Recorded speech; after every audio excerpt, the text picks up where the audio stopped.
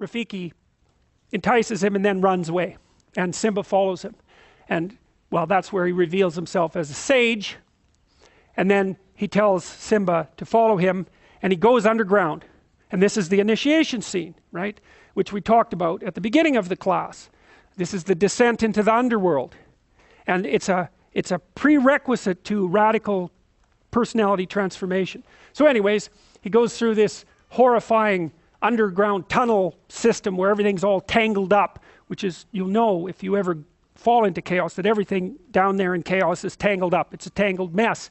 And and there's horrifying music going on in the background, and he goes deeper and deeper until Rafiki says he finds a pool in the middle of the chaos, a deep pool. And that's another symbol of the self. It's the deep unconscious. There's something down there that's alive that can be drawn up to the surface.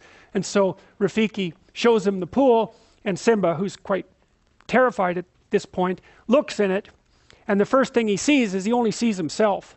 He only sees his own reflection, and Rafiki says, look deeper. Now you see what the animators do here. It's very cool.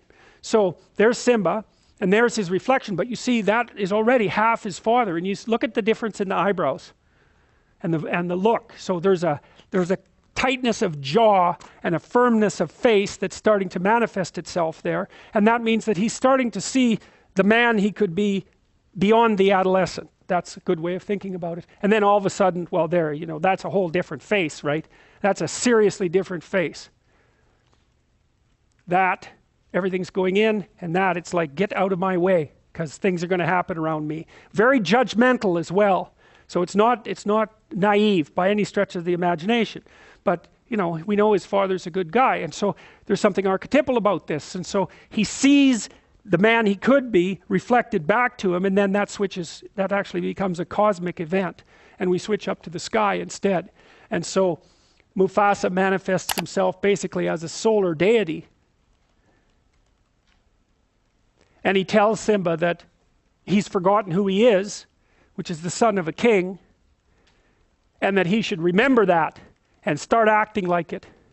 And that's an archetypal idea. So if you're just a useless adolescent, then you've forgotten who you are.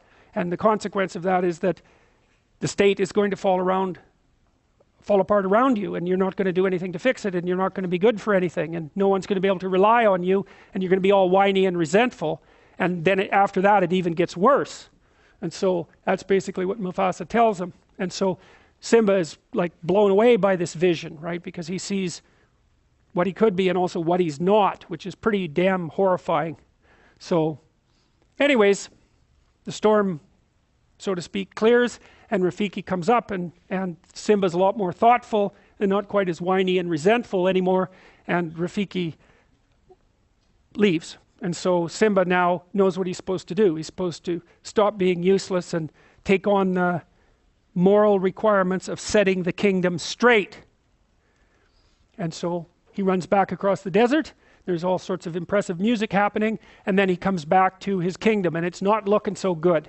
And that's the consequence of his abandonment of it. That's a big part of it. So now it's dead, but also his abandonment of it to nothing but malevolence and chaos.